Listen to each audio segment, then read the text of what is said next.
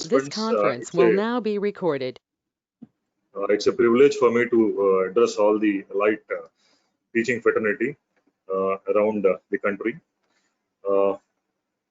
Just few introduction with the, I'll start my presentation today. You might have already had a very good overview of electric vehicles from the previous speakers. So today my share is battery management systems. You might have heard about this term. When I've started my research in electric vehicles, I have gone through various literature survey and I've spoken to a number of my students and also friends who are working in electric vehicles and power grid and topmost companies. I have come to know that as far as power electronics, because I was also passionate about power electronics, and when I have come to know that power electronic converters have reached almost 90 to 95% efficiency, and very less that they can contribute, I have seen that battery is one thing in electric vehicle which is very vulnerable, not just in electric vehicle but also in electric grid. Battery has become a key role. Battery is playing a key role. And when it comes to the role of electrical engineer, I observed that it is the designing of battery management system, which is key role of an electrical engineer. So either in electric vehicle or in grid, battery management plays a crucial role. So with this few words of introduction, I would get into my presentation. Today's my presentation is planned in this contents. I'll introduce the role of battery. Then I'll introduce the role of. I'll go to the role of battery management systems. Then battery specifications. Then suitable battery chemistry. Suitable chemistry for electric vehicle. Then how do we mathematically model a battery? Because mathematically modeling battery is very important for us to design some estimation techniques or analyze or predict what is going to happen in future. That we go for state of charge estimation techniques, right? So introduction. Now, why battery is so important? Because we all know that battery is the only source of storing electrical energy. Till date, we don't have bulk storage of electrical energy is available. So battery is the only source of storage of electrical energy. And electrical energy, we know that it is the cleanest and the most efficient form of utilizing energy as far as utilization is concerned. Thereby, in the present era of where global warming and energy conservation, battery plays a crucial role. So wherever we talk about global warming or energy conservation, battery plays a crucial role in effectively utilizing the electrical energy. Now, how does battery has evolved? If you see, battery initially was started by Voltaic. He was the one who has discovered battery in 1799. And from then, battery has become very popular. A lot of versions, lot of chemistries have been come and they became popular. But among all of them, these are the three batteries which are popular. And among that, lead acid battery. Lead acid battery has evolved in 1860, and it has ruled the world of battery almost for 100 years. So till recent decade, if it is battery, it was lead acid battery, which was very popularly used. Right. So now the battery has the chemistry which has become popular is lithium-ion battery. Lithium as a metal, it has very unique properties. If I take a lithium, the most unique property of lithium is that if I take a single cell of lithium voltage goes to about 4.2 volts, and that of a lead acid battery, it is only about 2 volts. So it's almost about 2 times of that of lead acid battery, and that's the reason why lithium-ion battery is very compact, right? Very energy efficient. The leakage charge of lithium is very less. So all this adds to the lithium for electric vehicle. So keeping constraints of electric vehicle in mind, lithium is a very choosable battery for electric vehicles. So it has become popular in 1970 and 80. Now it is very prevalently used in all the applications. We know it, right? So now, where are bulk energy storages required? So electric vehicle is one application where bulk energy storage is required. Apart from electric vehicle, in electric vehicle, battery acts like a source because this is a source of power in electric vehicle or energy in electric vehicle, right? When it comes to renewable energy systems, battery acts like a storage device. Now, why in renewable energy systems battery is required? We know that renewable energy sources are intermittent in nature. They are not continuous, right? With respect to time when the renewable energy is available or when it will not be available, we don't know. So battery storage is inevitable in renewable energy sources. Apart from that, even in power grid or smart grid, people are thinking of using battery storage system to mitigate the oscillations and improve the stability of the grid. So a lot of research is going on throughout the world to design a battery of megawatt storage range. You can imagine a single battery which can store beyond megawatts, a compact battery which can store beyond megawatt capacities. So, and also in uninterruptible power supplies. We know that in all the emergency power supplies, we need uninterruptible power supplies. So in all these three cases, battery becomes excuse me, battery becomes crucial. The role of battery is very crucial, and it is a very vulnerable device. It is very sensitive device that it affects very easily. So it is very important for us to design a effective battery management system to monitor the life health of the battery very carefully. It's just like we are designing a doctor for a battery or a guardian for a battery. So, with this brief introduction of battery, let's try to understand the role of battery management system. Now, why battery management system is required and what is the role of battery management system? So before getting into it, let's try to understand the internal architecture of a battery. Now, if I take a battery, how is a battery formed? The most fundamental entity of a battery is a cell. That is what we have been learning in our chemistry. In our basic chemistry of our schooling, we might have learned a cell, an electrochemical cell, right? So electrochemical cell is the most fundamental component of a battery, which converts chemical energy to electrical energy. So number of cells combined together, number of these cells combined together will form a module. So these modules, these cells are either connected in series or parallel to meet a module. A number of such modules are connected together to form a battery pack. So battery pack is a combination of number of modules to meet the load specifications. So this is how a battery pack is formed. Right. So we know that cells are connected either in series or parallel to meet the voltage and current specifications of the load. So then now we know that so it is inevitable for us to connect number of cells in series or parallel, because a single cell can develop a voltage of 4.2 volt. If I take a particular chemistry which is more popular, a single cell of lithium ion can develop a voltage of 4.2.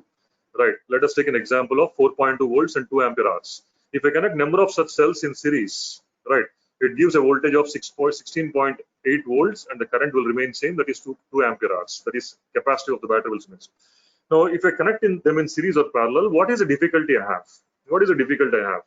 If I connect them in series or parallel, first thing we need to ensure that all the cells are equally charged. The same problem that we encounter even in power electronics. When we are connecting them in series, what should we ensure? We should ensure that all the cells are equally charged. If they are not equally charged, what happens? If they're not equally charged, let us suppose that a particular cell has reached 4.2 volts before than the other cells. Now what happens? By the time the other cells reach 4.2 volts, the one which has already reached 4.2 volts will be overcharged. Now when it is overcharged, what happens? Lithium is already a very sensitive element, a very highly reactive element. So if it is overcharged, it leads to thermal breakdown of the cell. When it leads to thermal breakdown of the cell, it leads to cumulative breakdown of all the cells. So we have to ensure that all the cells are equally charged. If a particular cell is overcharged, it may lead to thermal breakdown. Similarly, undercharging. If a particular cell is undercharged, what happens? If a particular cell is undercharged, then we are not effectively utilizing the entire capacity of the cell, right?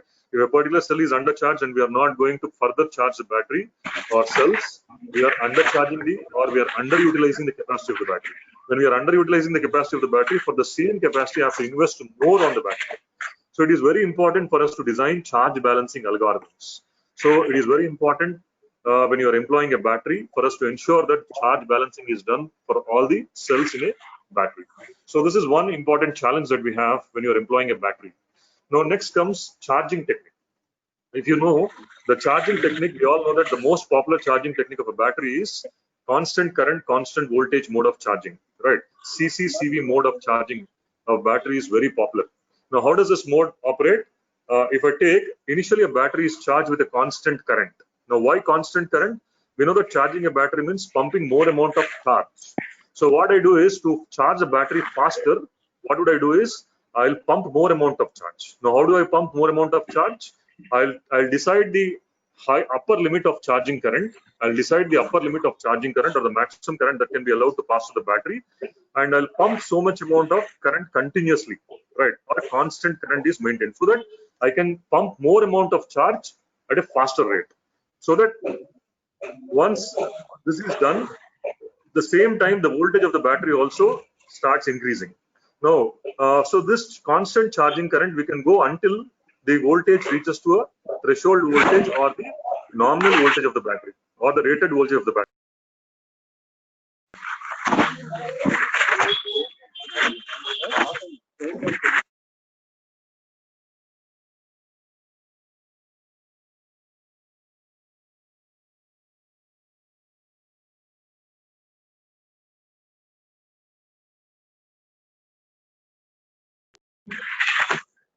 reach the nominal voltage. Beyond this, if I go, the battery may get damaged. The battery may get damaged. So you have to limit. I request all the participants to mute yourself. Mute yourself. Sorry to disturb you. All the participants are requested to mute. I request all the participants to mute themselves.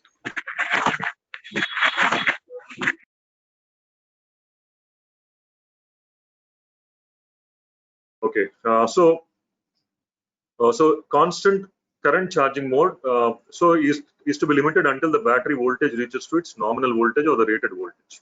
Beyond this, I cannot go by increasing the voltage, because if I increase the voltage, the battery will get damaged. So what we do is we maintain the constant voltage, and the charging current is slowly decreases until it reaches to 5 to 10% of the constant charging current, whatever the charging current we have used here. So and then this is the point where we decide that the battery is fully charged, and we'll end the charging here. The trickle charge is to just maintain that whenever there is a small leakage charge, the trickle charge will be pumped and the battery will always be maintained full. So this is how the battery charging algorithm runs. Now, if you observe here, what is crucial here for this algorithm? For this algorithm, the crucial point is that we need to continuously monitor the cell voltage, cell current, and the temperature. These parameters need to be continuously monitored. If these parameters are not continuously monitored, then the battery charging algorithm will not function efficiently, right? So because all this algorithm needs to maintain voltage, current, and temperature within the limits. So temperature should always be maintained less than 45 degrees centigrade. So this is another requirement. This is another challenge we have when you are using a battery, right?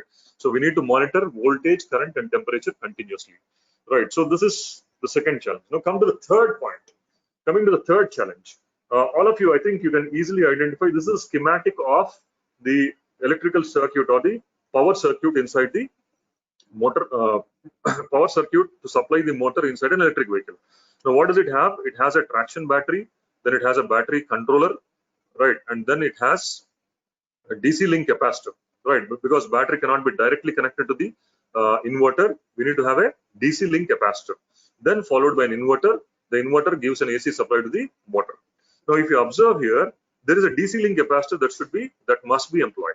And we know that this DC link capacitor is not initially charged, right? This DC link capacitor is an uncharged capacitor, right? And we know that when a capacitor is not charged, it behaves like a short circuit. So when a battery is connected to the circuit, the load or the circuit, what happens? The capacitor is not initially charged. So what should happen now? Suddenly, the battery finds a short circuit across it. So there will be a heavy inrush current that has to be supplied by the battery. Heavy inrush currents that will be flowing off battery.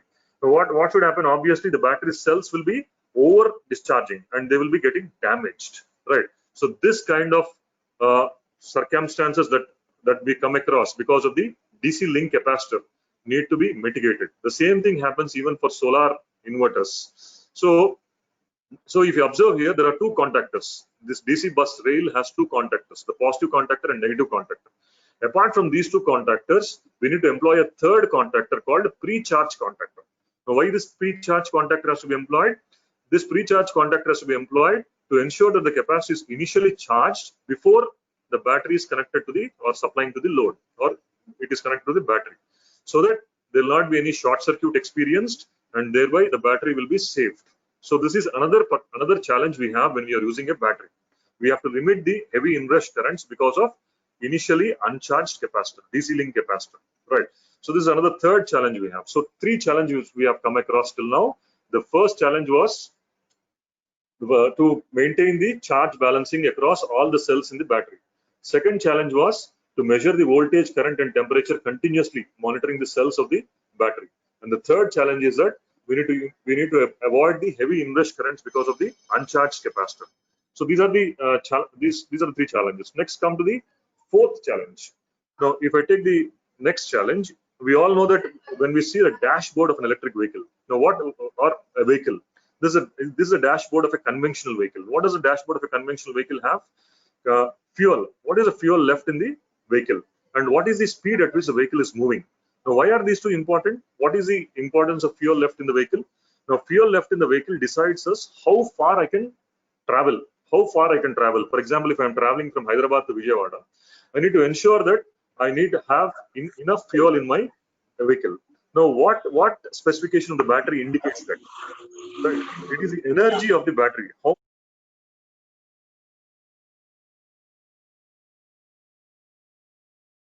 How much energy that battery can give us, that tells us how far I can travel in a vehicle. How far I can travel in a vehicle. So energy, measurement of energy of a battery is very important for us because that decides how far I can travel with the existing energy.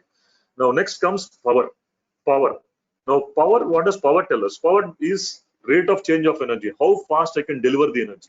So that is very important for us to acceleration. If I want to climb a hill, if I want to climb a gradient, then it is the power of the battery, how much power that the battery can deliver decides how fast I can deliver the energy. Yeah, is it possible to go to a gradient? Similarly, we know that when the battery is when the vehicle is braking, we always know that electrical engineers, we need to regenerate the energy back. So how fast the battery can accept the energy when it is decelerating. So that is decided by the power of the battery. So there are two important parameters. Energy gives us how far I can travel. Power measures us how fast I can accelerate and decelerate.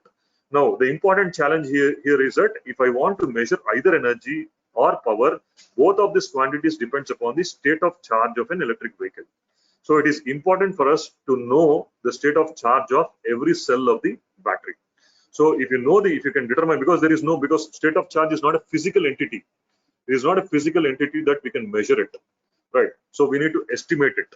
So if you know the state of charge of a battery of a cell, we'll be able to estimate what is the energy and power. So these are the challenges we have when you are using an battery for electric vehicle. So all these challenges, if I sum up all these challenges, right, that becomes the role of battery management systems, right? So the role of battery management system would obviously be to sense the voltage, current, and temperature of each cell. Right, it may sound very simple, but when I'm saying it, we have to measure it for every cell of the battery pack. So that becomes as input for the charging algorithm and also for the protection circuit. So that is the first thing that battery management system has to do. Now, second is estimation of state of charge. Now, why do we need to estimate state of charge? Because I've already told you, estimation of state of charge. State of charge becomes an input for cell balancing algorithm. We need to see that every cell is voltages are balanced. So it becomes an input for cell balancing algorithm, and also it becomes input for the dashboard of the electric vehicle, that is measuring energy and power. So accurate estimation of state of charge is a very important function that the battery management system has to perform. Next comes control of high voltage contactor. As I've told you, to avoid the high inrush current, we need to use a pre-charge contactor. This pre-charge contactor need to be controlled, right? So this is to avoid heavy inrush of currents, right? So this is another role that has to be performed by a battery management system. The last and important thing is abuse detection. What is abuse detection? We know that there are a few people who operate the vehicle very erratically. They drive it very abusely. They will not use it in a very sensitive or a smooth way, right? So they use it very erratically. So such cases, what happens? Such cases, the battery life will come down. So we need to estimate what is the health of the battery. So state of health estimation is the state of health is a figure of merit of the condition of the battery compared to its ideal conditions. Ideal conditions in the sense when we have installed the battery, right, and when we compare it to the present status, how the health of the battery has deteriorated, right? To what extent the health of the battery has deteriorated. That is measured by state of health of the battery. So it is a figure of merit that gives the condition of the battery compared to its initial conditions or ideal conditions. Then comes state of life of the battery. This is another important parameter which is used to estimate the remaining useful life of the battery.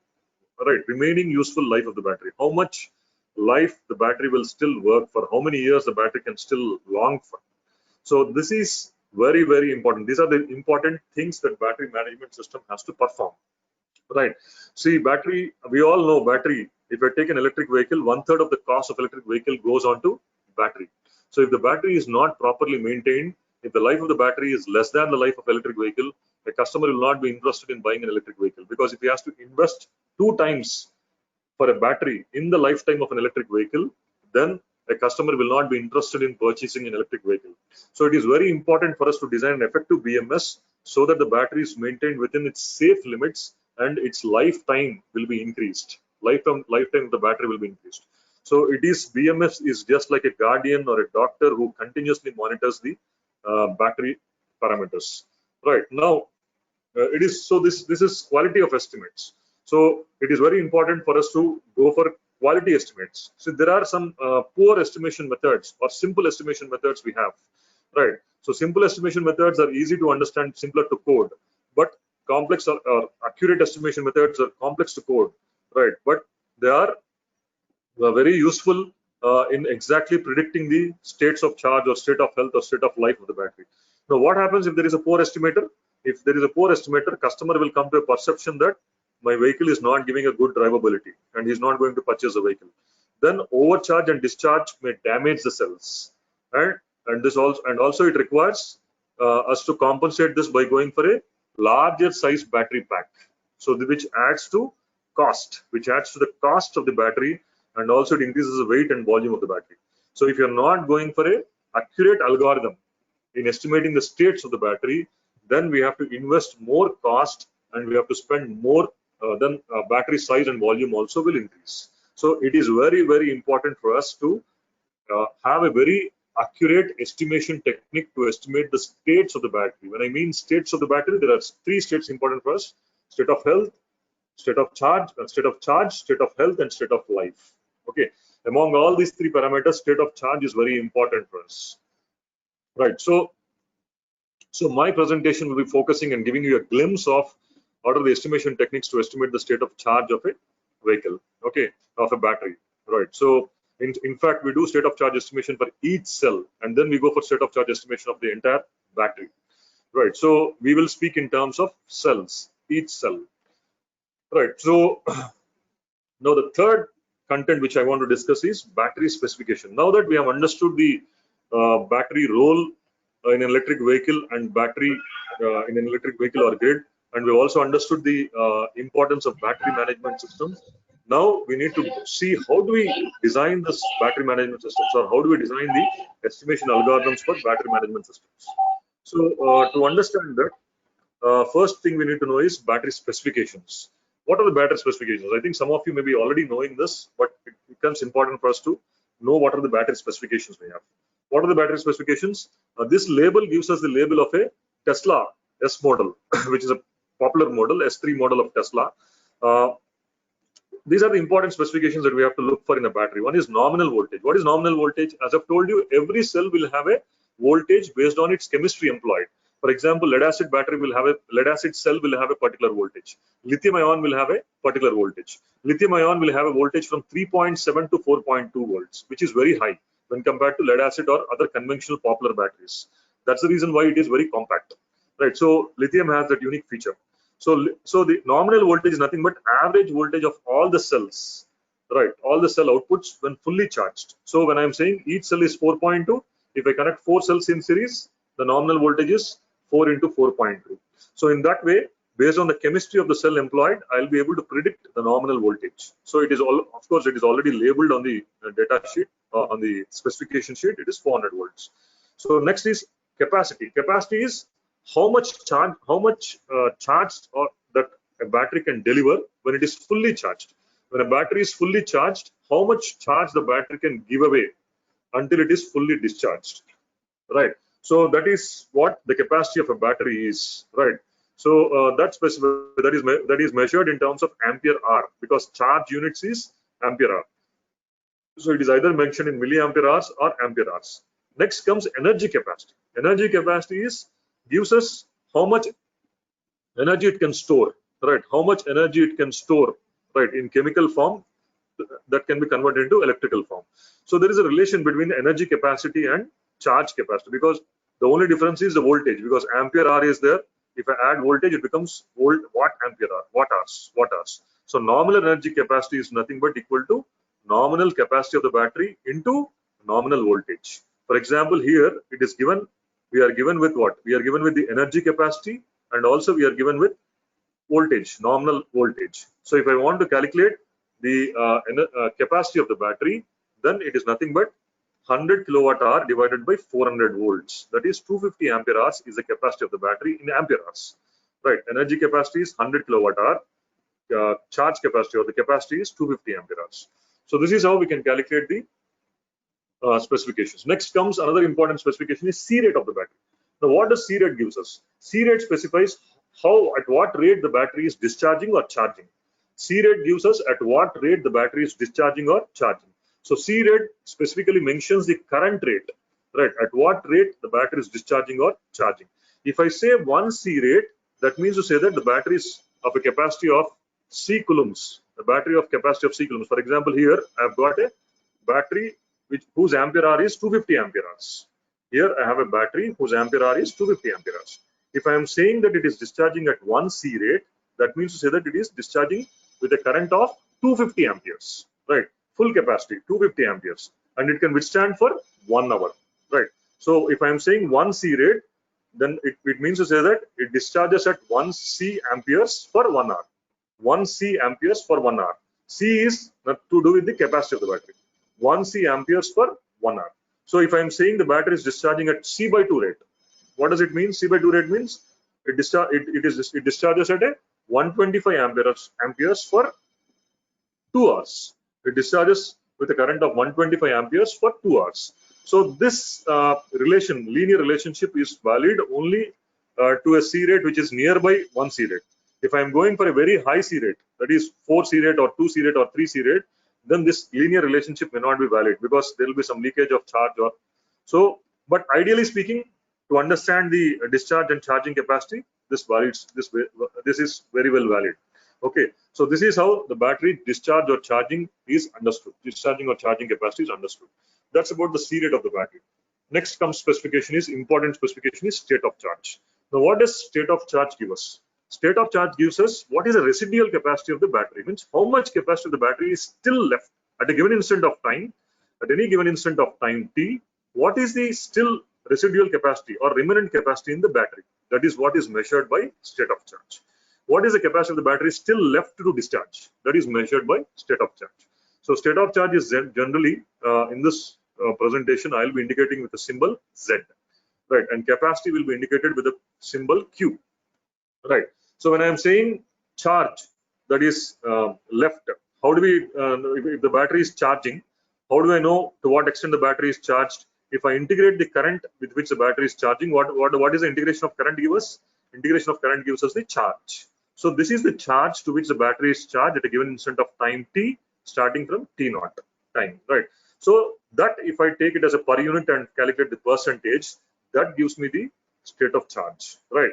So that is how the state of charge of the battery is measured. What is the remaining capacity of the battery? That can be further discharged, or what is the extent to which the battery is charged, right? For example, this case, this is the 100% SOC. This is because we have 5 dots, we call it as 100% SOC, 80% SOC, 60% SOC, 40% and 20% SOC. So this is how we can measure SOC. So SOC, and there are some important things that we need to understand about SOC. So when we are maintaining SOC, we always have to ensure that the battery SOC will never come down below 20%, right? It should not be discharged below 20% SOC. Similarly, we should not go beyond 95% SOC. Going to below this value or above this value will damage the battery or will deteriorate the performance of the battery. So we should always ensure that the battery state of charge is maintained between 20% to 95% of SOC. So a common mistake is, it is considered that if a battery goes dead, the voltage goes from 12 volts to 0 volt. If I take a 12 volt battery, if I am saying that if battery is completely discharged or dead, battery is completely discharged, we assume that the battery voltage has fallen to 0 volts. No, right? The battery from 100% to 0% SOC, it will vary only from 12.6 volts to 10.5 volt. It will not, when I'm saying 0% SOC or fully discharged battery, it will not fall to 0 volts. The battery voltage will never fall to 0 volts. Right, from 100% to 0% SOC, it will only fall from 12.6 volts to 10.5 volts. This is what we need to understand. Right. So generally, to be in safe limits, the battery state of charge is not allowed to fall below 40%. So this is about state of charge. Now, depth of discharge is exactly contrary to it, exactly opposite to it. To what depth the battery has been discharged? State of charge gives us what is the charge still left? Depth of charge is exactly opposite to it, exactly complementary of it. It gives us how much depth the battery has been discharged, to what depth the battery has been discharged. So the relation between depth of discharge and state of charge is depth of discharge is equal to 1 minus state of charge. So the same conditions that we have decided for state of charge also applies for here, but it is 1 minus. So it is state of charge should not go below 20%, means that depth of charge should not be beyond 80%. So this is what we need to understand about depth of discharge. So there is a cutoff voltage below which we should not discharge the battery. So these are the specifications that are common for battery, right? So what are the specifications we have discussed? The specifications we have discussed are first is the nominal voltage, nominal capacity, energy capacity, and then we have discussed about the state of charge and depth of discharge. Now, and C rate of the battery. These are the specifications we have that are common. Then there are certain specifications which are very important as far as electric vehicle are concerned. Because in electric vehicle, for us the important thing is that the size of the battery is very important. Size of the battery is very important, right? Size and the weight of the battery is very important because we have limited space, and also the weight of the battery acts like the load on the vehicle. So we have to limit both of this. So which specifications will give us? Now there is one specification of specific energy. Specific energy is the energy that can be stored in the battery per unit weight. Energy that the battery can store per unit weight. So specific energy has to do with the weight of the battery. Next, energy density. Just like mass per unit volume, energy density is the energy that battery can store per unit volume. So energy density has to speak for size of the battery. Specific energy has to speak for weight of the battery for the same energy stored. Then comes power density. Power density is, power is nothing but energy per unit time. How much energy the battery can give away per unit time, right? So per unit time in a given size or in a given volume, right? So this power density is another important parameter which gives us how fast the energy can give away, can be given, or how fast the energy can be accepted for a given size of the battery. So these are the three important, or there is another specific power also.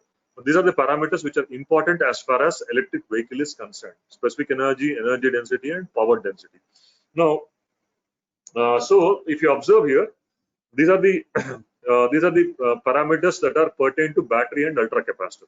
If you see battery, the each cell weight of a battery is 11 kg, right? And then for ultra capacitor is 0.408.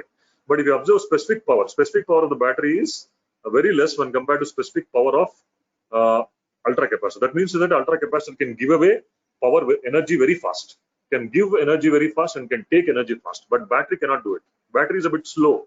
It cannot give away energy very fastly or cannot accept the energy very fast. This is one of the limitations why batteries, electric vehicles are not becoming popular. Now next comes specific energy. Specific energy is the energy per specific energy is the energy per unit volume, right? As I've told you, if you observe the battery, specific energy is very high when compared to ultra capacitor. That is, battery can store more amount of energy, but battery cannot give away energy very fast. Battery can store more amount of energy, but battery cannot give away energy very fast. So that is a problem we have. So generally what we do is we go for a combination of these two. Now why combination of these two? Just like in electrical power generation, we call it as there is a base load power plant and a peak load power plant. What is base load power plant generally? Base load power plant is a thermal power plant, thermal station, and peak load power plant is a hydel station. So ultra capacitor will come into action only whenever there is a peak requirement. That is, whenever there is a sudden change in energy or sudden decrease in energy is required. In such cases, that is acceleration or deceleration, ultra capacitor will come into action. Otherwise, battery will take over the energy, will supply the energy. So this is how. So let's come to battery chemistry, right? Now, what are the battery chemistries that are available now? And we know that lithium is and he is the father of lithium-ion battery. He is the one who has received Nobel Prize in chemistry for discovering lithium, right? In 1980. So John B. Goodenough. He has discovered the lithium cobalt oxide. This lithium cobalt oxide has a unique property, right? Unique property that it can store lithium inside its atomic structure, right? Inside its structure. So and in lithium, the chemical reaction that is going to take place in lithium ion batteries is intercalation property. Okay, any of that we will not discuss now, but only thing you need to understand is in lithium ion batteries, the chemical reaction that is going to take place is intercalation.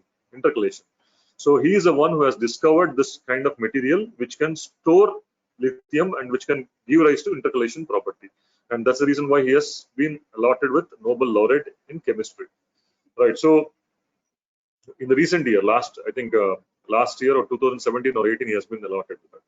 So lithium is, that is how lithium. So these are the popular chemistries of lithium ion battery, right?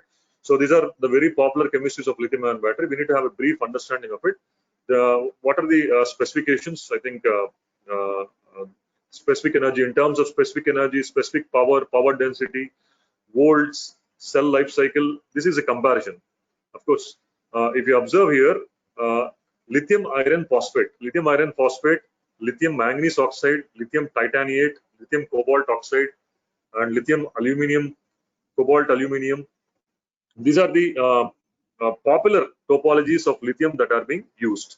Now, among these have their own merits and demerits. For example, lithium titanium oxide, if I take, it is very costly, but it has a very long life cycle. The life cycle of lithium titanium oxide is very long, so it can be used very popularly, right? But it is very costly. It is very costly, right? Lithium ferrous iron phosphate. This is one popular topology which may become popular in India. In India, till now, we don't have lithium ion fabrication battery fabrication units. But it is estimated that recently I have attended a workshop in CPRI. So there, the battery manufacturers are estimating that if at all some battery has to become popular in India, it will be lithium iron phosphate, because it is cheap and it is very well, iron phosphate ores are very much available in India. And also lithium ores, till now they haven't explored, but recently they have explored the lithium ores. They found that lithium ores are available in Rajasthan and Gujarat. So they're exploring more. So if you observe, these are the specifications that we have to look for. The specific energy, this is what is the specific energy of different batteries, and then specific power. You can just go through these specifications, and as I've told you, lithium iron phosphate is becoming very popular, and lithium nickel manganese cobalt. This is another thing which is very popular throughout the world. Even Tesla uses this chemistry for their batteries. So this is about lithium battery topologies. Next, come to if at all we want to go for, battery states estimation, right? Estimation algorithms. We know that in control systems, if you want to go for estimation or prediction, the first thing we need to do is we need to model the battery. So I'll not be able to detailedly discuss about the modeling of the battery, but this is how the modeling of the battery is developed, right? So the battery model, this we call it as open circuit voltage of the battery, right? So model is nothing but giving a mathematical equation or representing the physical model in terms of electrical equivalent terms. Because once we represent it in electrical equivalent terms, we can analyze and we can predict what will be its future state, right? So in battery, it is observed that we have three important state variables, right? As far as battery performance is concerned or operation is concerned, three important state variables are identified. What are those three important state variables? Z stands for state of charge of the battery, right? So state of the battery affects the output of the battery very primarily. Output of the battery is nothing but its terminal voltage. So state of charge of the battery. Next comes the current through this resistance.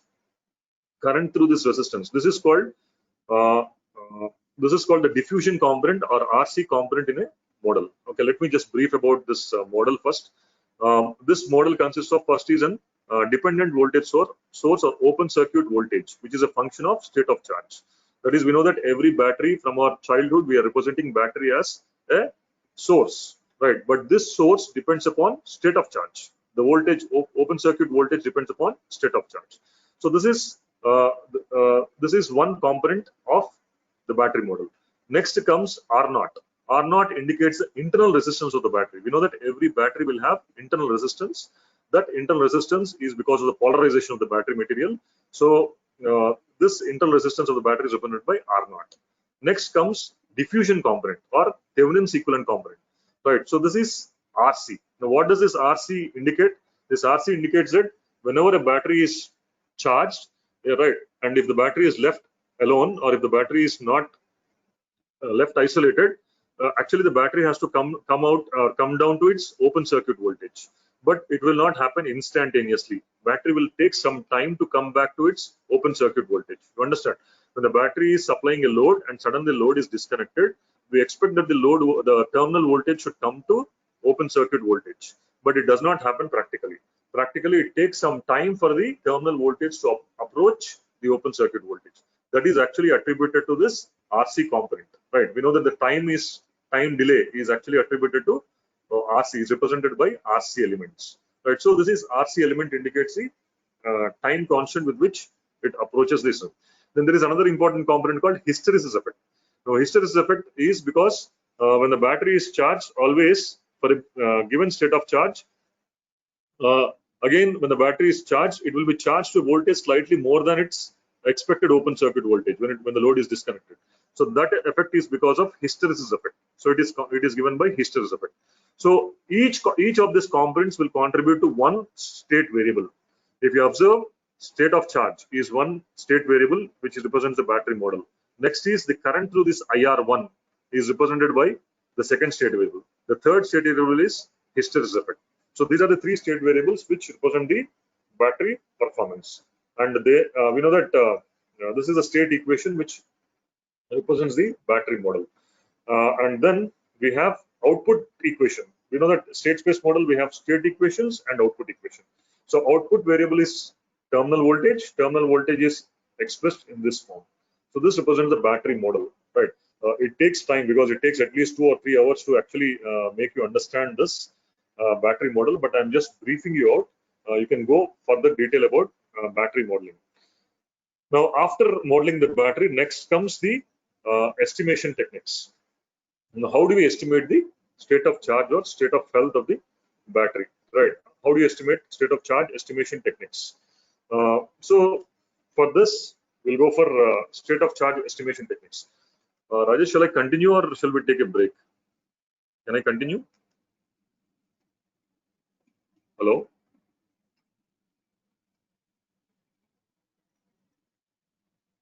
Sir, yes, sir, continue. Okay. Now, state of charge estimation methods.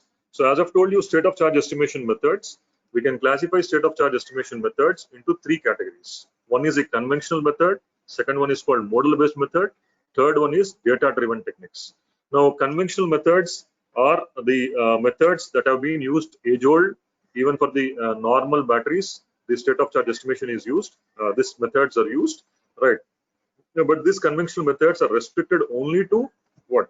Only to the less sophisticated batteries. Less sophisticated batteries means if you have battery, lithium-ion batteries are used right from the remote cars to the electrical grid applications. So if I take a normal mobile charging or mobile battery or a laptop battery, I can restrict my state of charge estimation to these conventional methods. Then comes model-based. What are model-based estimation methods? Model-based estimation methods are just like a good schoolboy kind of methods where we go by battery modeling, mathematical modeling of the battery. Then we go from the mathematical modeling, we use control systems concepts to estimate the state of charge of the battery, right? So this is a step-by-step method of estimating the state of charge in a very good and understanding the internals of the battery. Next comes data-driven estimation methods. Now, data-driven estimation methods are, here we don't go by mathematical model. We need not understand the chemistry of the battery. We need not represent the battery by using mathematical equations, or we need not represent the battery by using its equivalent circuit.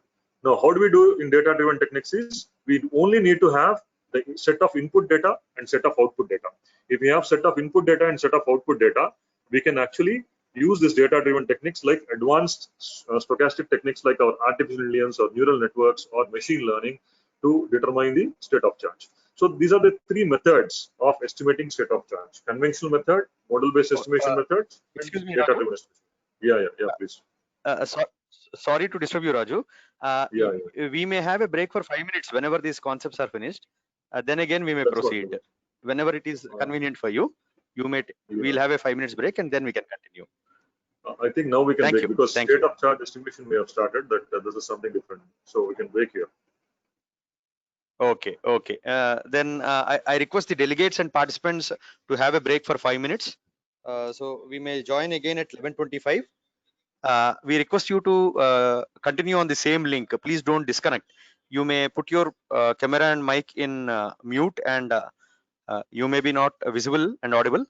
Request all the participants to take a break for 5 minutes. Thank you. Thank you very much, Raju. Right. We'll join back after 5 minutes.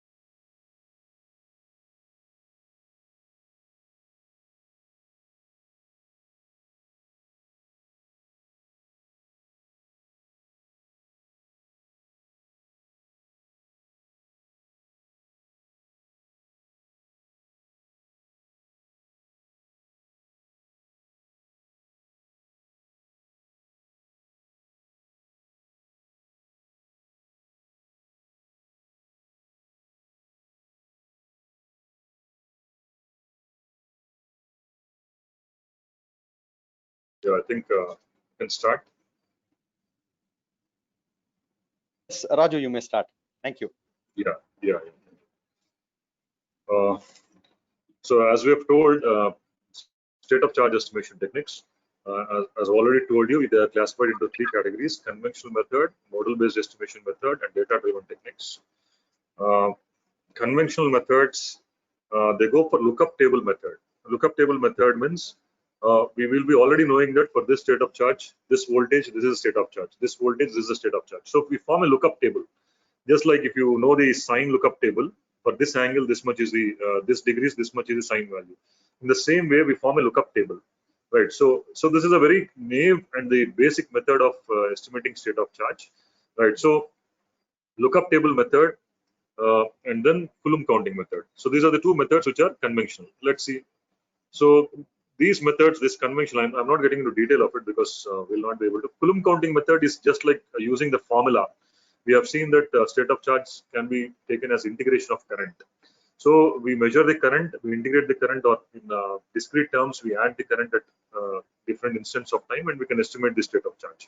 So these are the two methods, conventional methods, which are used for simple applications like a battery for a mobile phone or a laptop, etc. Right. But then what happens is when we go for advanced techniques like model-based techniques, they will be used in combination. At times we may use it for some purpose, right? So let's see model-based estimation techniques. Now, model-based estimation techniques, as I've told you, in model-based estimation techniques, we try to model the physical battery, physical system of the battery is modeled to form an electrical model, right? As I've already shown you the model of a battery, that's how the electrical model is formed. Once the electrical equivalent circuit is formed and the mathematical equations are developed, those equations are used for once the state space model is formed, those state space model equations are used to go for estimation, state of charge estimation or state estimation, just like we do it in control systems, right? State space estimation, right? So these are the typical algorithms we have for estimation of state of charge, right? The model-based estimation techniques. One is Kalman filter, Leuenberger observer, PI observer, H infinity observer, and sliding mode observer. So these are the techniques we have. Now, if you observe, among all this, Kalman filter is a very popular technique that is practically used and which is popular. Now, all the other techniques which are listed here are found in the literature review. You can, if you are interested, you can take up any of these techniques and you can take it up for your research. Okay, so this presentation, I'll be just briefing you about the Kalman filter approach of estimating state of charge. Right. So now, Kalman filter, what is the uniqueness of Kalman filter? Now, Kalman filter, what happens is when you are estimating state of charge, we have to include the measurement errors because state of charge is estimated by measuring the voltage, current, temperature, etc. These becomes input parameters for estimation of state of charge. So these parameters, when they are being measured, there will always be a noise. So these noise have to be taken into consideration. So the uniqueness of Kalman filter is that it will take into account the measurement noise and also there will be some process noise. Process noise means we know that whenever we are using this system in real time, there will be some errors, some noise signals induced. So those noise signals also have to be considered. So in the state space model that we have already discussed, what we do is we add this Wk-1 and Vk. So Wk-1 is the process noise and Vk is the measurement noise. So output is voltage. So voltage is what we are measuring. So there may be an error in the voltage measurement. So that to include that, we add voltage noise. So sensor noise and process noise. So these are the two noise. These are the two extra components that we add in Kalman filter. So this is the algorithm that we follow to implement the Kalman filter, right? So I can just give you a glimpse of it because completely explaining it will take time.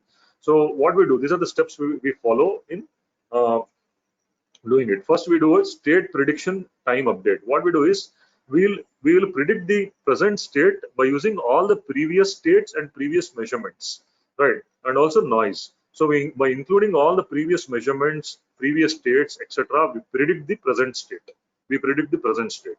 Then after predicting the present state, we find the covariance. Covariance means this kind of measurements we do with this kind of predictions we'll be doing. We will be doing for different sample instance of time. So what we do is we will find out to what extent this is deviating from those measurements or those predictions. So that is determined by using covariance. Now, once the covariance is done, then next is then we update the output. So finally, because we want output to be determined, so we estimate the output from the previous output as well as the this present prediction. So that is how we update the output, right? Predict the output. Next is estimation of gain matrix. So this is something which Kalman has added. So gain matrix is nothing but what is the ratio of what is the ratio of the predicted value and the estimated values. That is what we take the gain as, and that gain is again used to update the state's estimation. So this will give you the final state estimations, and this state estimations will be used to predict the output. So this is how the output is predicted, or the state variables are predicted by using Kalman filter, right? So I wanted to go through it further because this can be explored further, and but the problem with the Kalman filter is that Kalman filter can be applied only for linear function, right? Predicted state need to be a linear function, right? And the noise is modeled as a Gaussian noise. The problem with Gaussian noise is in Gaussian noise, the average of Gaussian noise is always zero. It has a zero mean. So these are the two assumptions that we made when you use Kalman filter. One, it is used only for linear systems. Second is it can be applied only in the Gaussian noise, only for Gaussian noise where the mean is zero, right? So these are the drawbacks. These are the drawbacks of Kalman filter. So hence this Kalman filter cannot be used for exact prediction of state of charge of a battery. Okay, so to nullify these effects, people have gone for nonlinear Kalman filters. Now, nonlinear Kalman filter, there are two types of nonlinear Kalman filter. One is called extended Kalman filter. Second one is sigma point Kalman filter. In extended Kalman filter, what we do is, how do we linearize a nonlinear system? We linearize a nonlinear system by breaking it into points, right? We go by piecewise linear method. In the same way, we try to linearize the system at every point. At every point in time, we try to linearize the system, right? So, but even this system has not become popular because of its own limitations, right?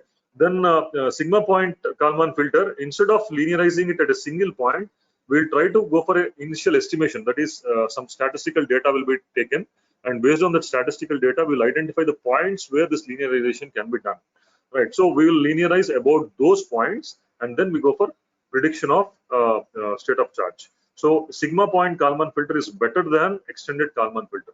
So as of now, sigma point Kalman filter is something which is being popularly used, right? Then there is something else called particle filters, right? These particle filters are also popular, but they are very highly computation. They require a lot of computations. So these are the nonlinear Kalman filters which are popular: extended Kalman filter, sigma point Kalman filter, and particle Kalman filter. When it comes to extended Kalman filter has not really become very popular. Now, why? Because extended Kalman filter makes one assumption, that is, estimation of a function of x is equal to function of estimation of x, right? Just like an associative law, estimation of function of x is equal to function of estimation of x. This is the assumption which extended Kalman filter does while predicting the state variables. So this is not true in general, right? This is not true in general. So extended Kalman filter fails in exactly predicting the state of charge. And the other problem with extended Kalman filter is it linearizes the state. It uses Taylor series and it linearizes the state equations for covariance. So it neglects the higher order Taylor series components. Thereby, the exact prediction is not possible. So these are the problems we have in going for extended Kalman filter using extended Kalman filter for prediction of state of charge. So of course, all this needs to be detailedly understood by going into the algorithm, etc. But I'm just briefing you and giving you hints of where the research is on and what presently going on. Next is sigma point Kalman filter. As I've told you, sigma point Kalman filter, by using some statistical data, we identify few set of points where linearization of the system model can be done. So we linearize the system model through these points, and once the linearized model is done, then we go for prediction of this estimation of, just we go for again applying same Kalman filter algorithm, whatever Kalman. So basically all this again go by applying same Kalman filter algorithm, right? Only thing is, how do you linearize about the points? How many times you apply the same algorithm, right? So in extended Kalman filter, we linearize about single point in single point in a time. But in sigma point Kalman filter, you can observe that if you take this as a time slide, we linearize it about various points based upon the statistical data we have. So sigma point Kalman filter is more accurate, and it also has an advantage that in extended Kalman filter we take into account the derivative components. So derivative components always add to noise, and they are more prone to noise, derivative components. So here derivative components are nullified; they are not taken into account in sigma point Kalman filter. So sigma point Kalman filter is a more advanced technique in prediction of state of charge as far as prediction of state of charge of battery is concerned. So this is something which is popularly used as of now, right? So so that is about state of charge estimation of state of charge estimation. So next is state of charge estimation by model based techniques. So as I've told you, model based techniques are like a good schoolboy kind of techniques where we go by mathematical model, then we go by prediction algorithms to predict the state of charge. So this state of charge, this model based techniques have some problems. What are the drawbacks of model based techniques? If you go by what are the drawbacks of model based techniques? Drawbacks of model based techniques are, if I want to develop mathematical model for a battery, we need to have a very good idea of the electrochemistry of the battery. We need to detailedly understand the thermal properties of the battery. Only then we'll be able to develop a very good mathematical model. So the person who is operating or who is using this model based techniques need to have a very good domain knowledge. Need to have very good domain knowledge. And we have also seen that the algorithms are very complex in implementation. The algorithms are very highly mathematical oriented in implementation. So these are the drawbacks of model-based techniques. And then to get this data, to get the accurate values of the model, we have seen in the model, we have seen the internal resistance, we have seen the capacitance, diffusion components, and hysteresis components. To get these values, we need to conduct a lot of experiments in the laboratory. Just like if you want to form the equivalent circuit of a transformer in laboratory, what we do? We conduct OCSC tests. In the same way, if you want to find the equivalent parameters of the battery, we need to conduct a lot of tests. So all these drawbacks limit the model-based estimation techniques to a certain extent. But the advantage of model-based estimation techniques is we'll be knowing the root cause. If something goes wrong, we'll be knowing the root cause where it has gone wrong, and it will be easy for us to rectify it. So it is a very systematic way of estimation. But the problem is it is very highly intellectual oriented. A person who is operating should have a complete idea of the battery chemistry, mathematical modeling, etc., etc. So that limits the model-based estimation techniques. So then people have gone for data-driven techniques. So what are the advantages of data-driven techniques? Needs limited prior information about battery internal characteristics and chemical reactions. So as I've told you, we need not have any idea about battery internal characteristics and chemical reactions because we only need what is the input data, what is the output data. Data-driven techniques, we only need what is the input data and output data. If you know the input data and output data, we train the networks to form the model, just like neural networks, etc., etc. So it requires shorter development time because nowadays, with the advent of fast processing computing techniques and big data analytical techniques, it requires very short development time, and it does not require extensive domain knowledge. So this is the advantage of data-driven technique. So data-driven techniques, we classify data-driven techniques into these types. One is even in power systems we do it for optimization, etc. We go for neural network approaches, deep learning methods, support vector machines, and fuzzy logic methods. So all these advanced techniques that are happening now, machine learning, deep learning, etc., etc., these techniques can be used as a for estimation of state of charge. So in this lecture, we'll be restricting ourselves to neural network, because we observed that out of the literature survey, neural network and is a very good technique that is being used for estimation of state of charge.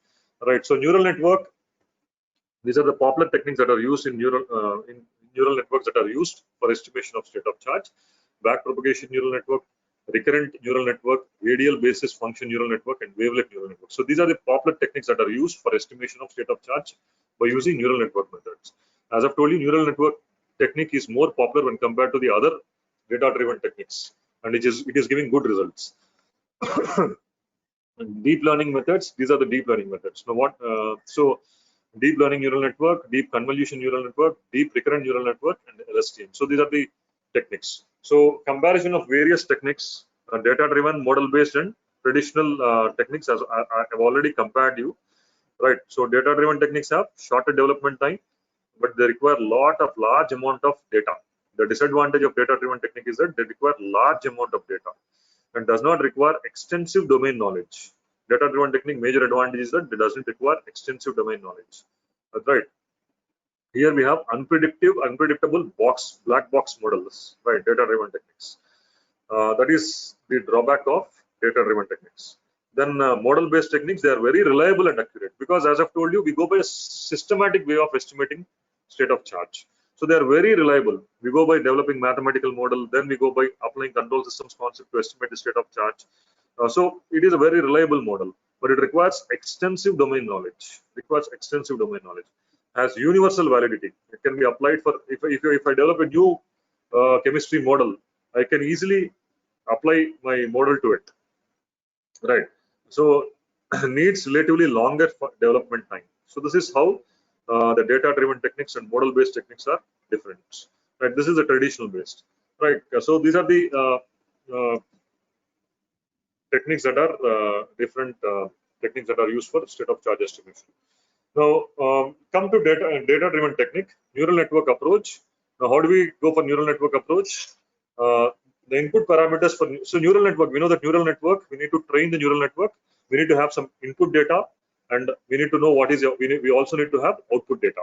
So what is the input data that is required for estimation of state of charge? The input data required is current, voltage, and ambient temperature. So this is the input data. So we need to approach the battery testing laboratories for a certain battery chemistry. We need to ask for this input data, right? Or we should have a battery cell testing. There's a cell tester equipment which is very costly. So we need to have this input data. What are these input data parameters we need? Current, voltage, and ambient temperature, right? So the battery model need to be run for various ambient temperatures under various conditions, and we need to acquire a lot of data to train our neural network. So what we do here, once this input data is known, we have to train our neural network for this input-output pairs. It forms a nonlinear map of model. Input-output correlation is formed by knowledge of interior battery parameters, right? Without knowledge of interior battery parameters, without knowing any of the battery parameters, just by having a non-linear correlation by properly training the neural networks, we can establish a mathematical model between correlating the input and output data. So the values of current, voltage, temperatures are provided by different institutions. Now, where do we get this data for a battery? Right, we need to have a lot of data, current, voltage, temperature for a particular state of charge. For a particular state of charge, what is current, voltage, temperature? Right, next state of charge, again, what is current, voltage, and temperature? With the variation in temperature, how are this changing? So we will have a lot of data sets available. So where do we get these data sets? These are the centers which provide us data sets, right? So NASA provides good data sets. Center for Advanced Life Cycling Engineering. You can go to their websites and you can find battery testing data available in their websites. So these are the centers which can provide us data sets. If you come to India, we have CPRI, Central Power Research Institute. They have a very good battery testing center. They test and certify the batteries of all the batteries throughout being used in the countries. They go for NABL certifications. So CPRI is one center where we get a lot of data. I have approached CPRI people. They will have cell cycle testers, right? They take some batteries they take near about 1 month or 1 week times to undergo this testing process. So before a battery is launched into market, they need to be tested for various conditions, and then it will be launched in the market. So CPRI is one testing center which will certify whether battery can be launched in the market or not. So CPRI will be Central Power Research Institute at Bangalore will be having this test data, right? And this test data can be used for training our neural network algorithms. So I think most of us know it. This is how the neural network is formed. This is the input layer. These are the input variables: voltage, current, and temperature. This is the input layer, and this is the output layer. This is the output layer, right? And output layer state of charge is estimated. In between input layer and output layer, we have something called hidden layer. So what happens? Every neuron will be connected to the other neuron. Every neuron will be connected to the other neurons by using these links, and the weights of these neurons will be modified in moving from input to output. If there is any difference, the difference will be taken as error, and that error will be used to update the weights. So all this, every neuron will have certain weight, right? And every neuron will have a activation function, right? Every neuron will have an activation function. So this input, when processed through this neuron, will give an output based on this activation function. So different neural networks are proposed based on this activation functions we have. So if you observe, this is one example. So this is how a neuron output will be. So output is nothing but sigma of all the inputs that are coming into this neuron, and this is the bias function that we add, and these are the weights. So this function is a small nonlinear function. So every neuron will add some nonlinearity, right? These nonlinear functions like sigmoid function, there will be some functions which add nonlinearity. So this is how all this input data is moved to output data. If there is an error, again this error will be used to train the network by modifying the weights. So the popular algorithm is backpropagation algorithm. In backpropagation algorithm, what we do is we'll move from input to output, and based on the error, again we'll move from output to input through this path. In moving so, we'll modify the weights, right? So on and so forth. This repetition is done for all the data values, number of data values, right? We take the known data value, known inputs, known outputs, and we try to correlate until the error becomes minimum value. Once the error becomes in minimum, the network is trained, right? We know the set of input values, we know the set of output values. The network is trained for this known input and output data values until the error becomes minimum. Once the error becomes minimum, there are certain errors. Root mean square. See, these are the root mean square, root mean absolute error. These are the errors we use to decide whether the network is trained or not. Once these errors are within the specified margin, then we can say that the network is trained. Once the network is trained, it is ready for prediction of the new values of input data, right? So first we will train the neural network based on the known input and known output values. While training, we have to ensure that these errors are within the margin, specified margin, right? Like for example, the root mean square error is to be around 5%, right? If it is less than 5%, then it is acceptable, right? If it is more than 5%, it is not acceptable. So we train the network until this error falls to 5%. So these are the errors which have to be taken care. So once the network, these errors fall to the safe margins, then we can say that the network is trained and it is ready for prediction. So this is the algorithm that is used, as I've told you, backpropagation algorithm. I think this is standard for all the algorithms. So random initialization of weights is done, right? And then we go for forward pass. It is passed through the neurons through the sigmoid function, as I've told you, and then then backward pass is done. Training means while passing through, the weights are updated. If the error is within the specified limits, then we'll stop. If it is not within the specified limits, then we'll repeat the iterations. So this is how the algorithm is processed. So these are the various neural network approaches, and these are the errors which we have got, right? Radial basis neural network. This is what is the error 5%. It is less than 5%. So this is one of the most acceptable neural network approach that is being used. So these are the various neural network methods that have been applied, and these are the errors that we have been obtained. Right. So then after neural network, the next approach will be deep learning. The difference between deep learning and neural network is number of hidden layers. If number of hidden layer is 1, we call it as neural network. If the number of hidden layer is more than 1, we call it as deep learning. So in deep learning, the accuracy is even more increased, but at the cost of complexity. At the cost of complexity, because we are using more number of layers. So that is deep learning. So we use deep learning techniques also to increase the accuracy. But as I've told you, deep learning comes at the increased complexity. So we need to use sophisticated technologies to use deep learning. So these are the observations in deep learning. You can see how to what extent the errors have been reduced. The prediction is very accurate by using 3 hidden layers, 4 hidden layers, 4 hidden layers, etc. You can see how the prediction has been done.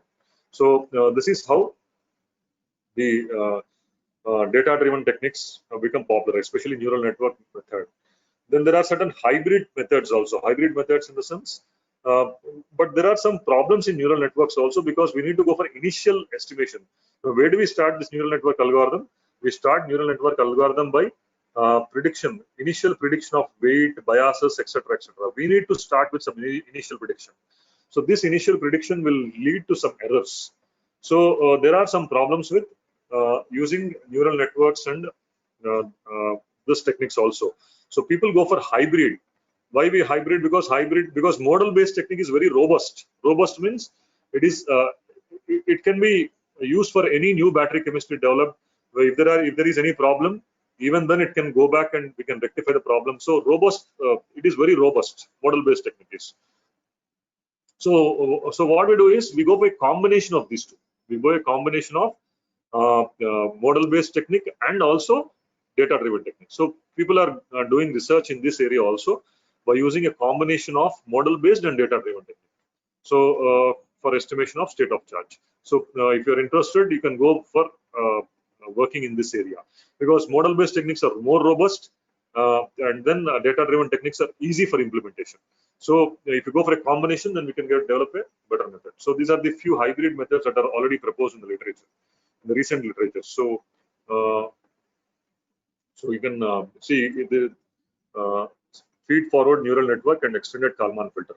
So this is a combination, right? Radial basis neural network and extended Kalman filter, genetic algorithm, and HPPC experiment. So these are all combination of model-based technique and data-driven technique. So they are also being used.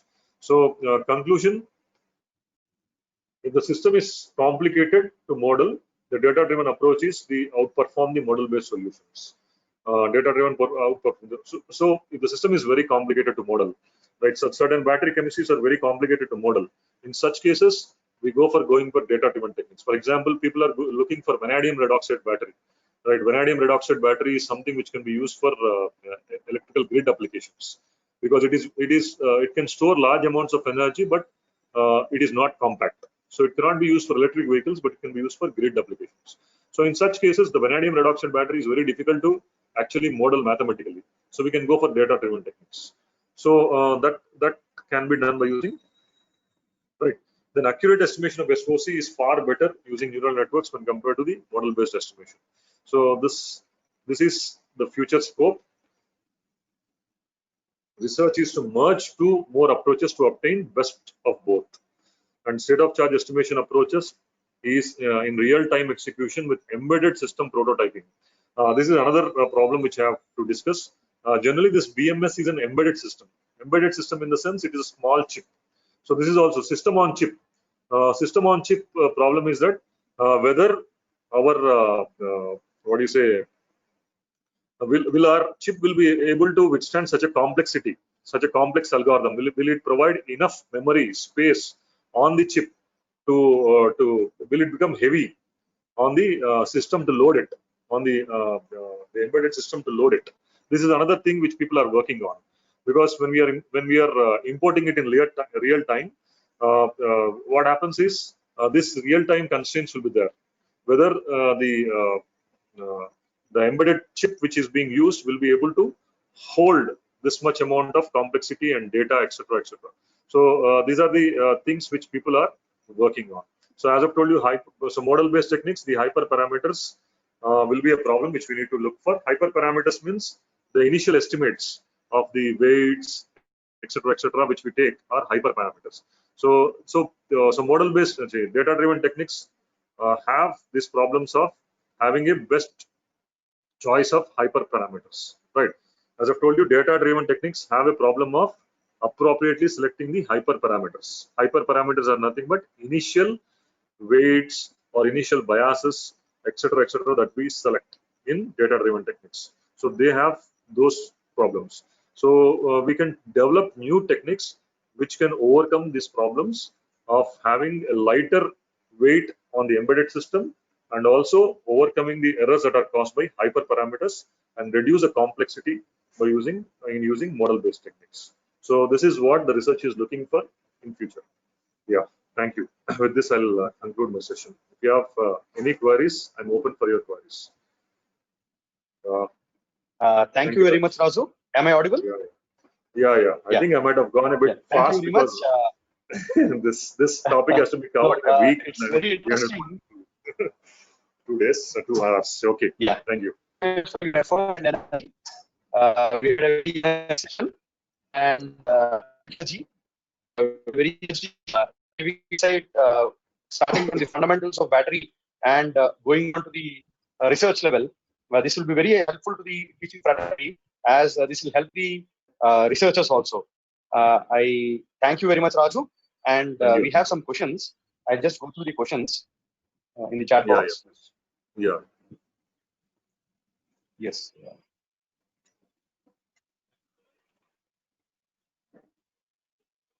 Sir, what is the difference between data-driven and lookup table methods? This question is asked by Ms. Soumya. Yeah. Soumya, in data-driven techniques, what we do is we train the network. Actually, we have the input set of data. We take huge set of data, and we already have for this input. This is the output, right? So we already conduct the experiment number of times in the laboratory.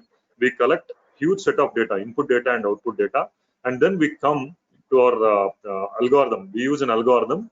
We train our system for this algorithm. That is, if this is the input, this is the output. This is the input, this is the output. We run this algorithm number of times, and then we try to correlate between input and output. Right. Once this correlation is done, that is, as I've told you in the neural network case, I have shown you some errors.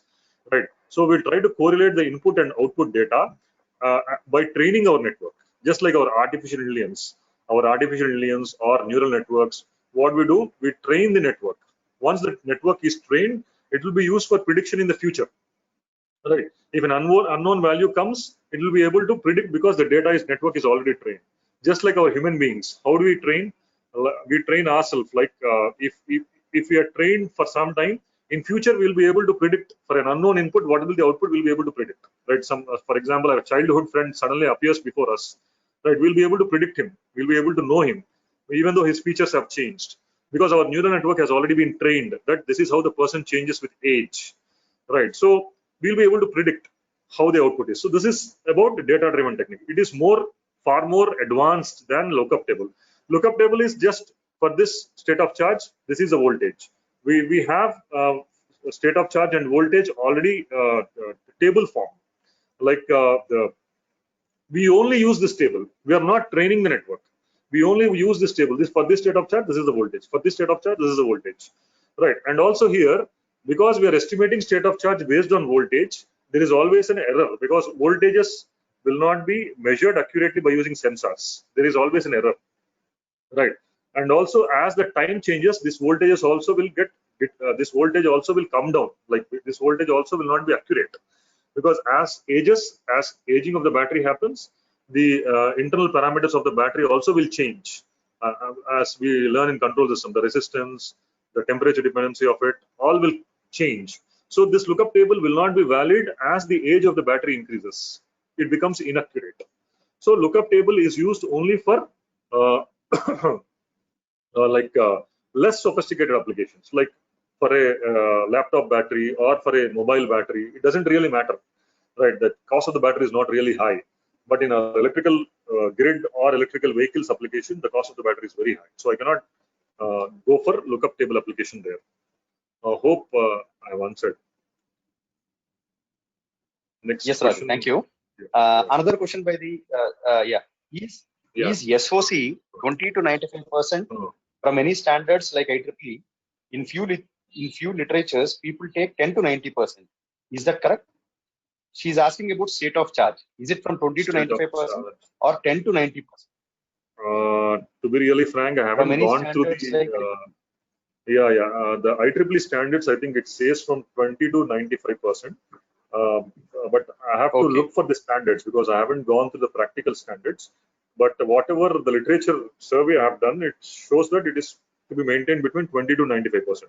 But to be exact, IEEE standards or IEC standards, I really need to look for it. I didn't go through the standards of it.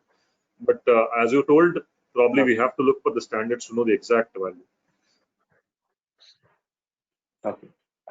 Another question from Mr. Murugesan. Due to battery management systems, can we increase the lifetime of dielectric materials used in battery? See, dielectric am I clear, materials, Raju? I think, you are clear. So the question is about increasing the lifetime of the dielectric materials, right? Yes. See, on the whole, we say that the lifetime of the battery is increased because we are not operating the battery under abuse conditions. So whenever an over voltage or thermal temperature increases, always the battery is warned, and the algorithm is made to self-correct itself that this abuse conditions will not take place. So whenever these abuse conditions are not taking place, I expect that the battery chemistry is also within line. So it will not be exposed to such kind of extreme conditions. So that is taken care of by BMS. So whenever these extreme conditions occur, that is over voltage or so we speak in terms of electrical parameters. Exactly what happens inside chemistry, probably once these are maintained within the limits, obviously the electric chemistry also will be within the limits. So I think the chemistry also will operate appropriately if these parameters are maintained within the limits. That is voltage, current, and temperature. So these are what are monitored by battery management systems, and they are maintained within the limits. Okay. I think answered. Okay. Nima Narayanan asks that, sir, which SOC estimation method is suitable for UC? Ultra capacitor. Yes, ultra capacitors. Yes. Which SOC estimation method is suitable? In specific to UC, I haven't really worked in specific to UC, but I think we can go with these Kalman filter model-based estimation techniques can be used for estimation of UC, because all these methods are used for both battery and UC. But in specific for UC, I think I didn't actually go into further detail of it. But our case was limited to battery because this itself has a lot of scope exposure. But I definitely think all that we have discussed will be very well valid for UC also, right? UC also. Only thing is we need to get the mathematical model of UC, and we need to get the data for UC for data-driven techniques. So specifically, if you want me to point out which method, I'm not really sure of which method, because my purview as of now is to battery. Yeah. Okay, thank you. And there is one question which is not exactly into battery management systems, but the question is like this: what's the current research status of drives and speed control using data-driven techniques? You mean to say drives, right? Or it is to do with drive, right? Not with the data-driven. Drive with the data. Yes. Okay. Yes, data-driven techniques. How can they be useful for drives and speed? Okay.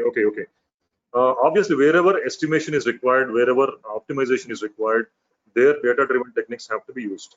So these data-driven techniques are used for estimating the position and position of the rotor, and even estimating the terminal voltage that has to be applied to the motor. So data-driven techniques are used even in such cases. But as of now, because data-driven techniques are becoming popular now because of the advent of big data analyticals, till now, what all are reported in the textbooks or literature is on model-based techniques. But in future, data-driven techniques becomes very popular because we know that the big data technique, big data analyticals and artificial intelligence, lot of breakthrough is happening in these techniques. And these techniques, we need to adapt our technology to these techniques also, because I think many of us, even electrical engineers, are finding a vent out to apply these techniques. So definitely, wherever we are using model-based approach till now, because even Kalman filter or model-based approach was used for when I go for vector control or direct torque control, they're all kind of model-based controls. So we can use data-driven techniques there as well, right? Because now big data analyticals are available. We can use this big data analyticals and artificial intelligence techniques even there, right? So that's what my analysis goes. Okay. Thank you. Next, Dr. Subramaniam, he's asking that at present, what type of estimation of SOC is in process?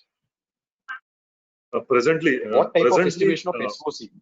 Yeah, presently, practically used methods are still the new methods. That is, as I've told you, if the battery is not a very sophisticated, is not used for sophisticated applications, they are still going for lookup table and Coulomb counting method. Coulomb counting method is very popular, right? And for electric vehicles, people are going for Kalman filter. Kalman filter has become very popular, and it is an established technology. Kalman filter is an established technology. So Kalman filter is being very popularly used. But the other techniques like data-driven techniques, which are based on neural networks, etc., as far as my knowledge goes, it is still in the research stage. Probably because the technology is evolving every day. Maybe because even electric vehicles haven't been launched in the market still. They're still being. So presently, Kalman filter is one thing which is popularly used. Right, Kalman filter. Even the Tesla, they are using Kalman filter. Probably the new models, they may be using data-driven techniques also. So that's what knowledge goes. Okay. Yes. Thank you. Next, sir, at what type of, sorry. Dr. Sujit Kumar asks, can we use fuzzy systems also for estimating SOC? Yeah, certainly. Fuzzy system can also be used. It also comes under a data-driven technique. We all know it. So fuzzy system, any artificial intelligence technique can also be used. But as of now, the research says that neural networks are doing good. But because this fuzzy systems and artificial intelligence is going day by day, I think we can use fuzzy systems also. But literature reports that neural networks are doing good. So that is what. Okay. Thank you, Raju. That's all with the questions. And I thank you very much for accepting our request to join with us out of a short notice. And it was it's a wonderful session because you have started with the basics and we have gone into research oriented, and I hope this session gives a lot of problems, and the researchers can identify problems and they may formulate their problems. And this session will definitely be helpful to the society in providing green vehicles. And thank you, Raju. Thank you very much. Thank you. I thank your head of the department and also your management and all the audiences. Hope I might have met your outcomes and it will be useful for your future research. Thank you all for giving me this opportunity. Thank you. Thank you. Thank you, Raju. And now announcement to the delegates and participants. I request all the participants to click on the feedback form and please give us your feedback. And we are again going to join at 1:30. So you may now quit this meeting. And I request all of you to join this meeting at 1:30. We have a separate link for that. I request everyone to click that link. We will be sharing that again in Telegram group. Thank you. Thank you, everyone. Thank you. I request all the participants to join again at 1:30. We thank you for your kind cooperation. Thank you, everyone. Sir, feedback form.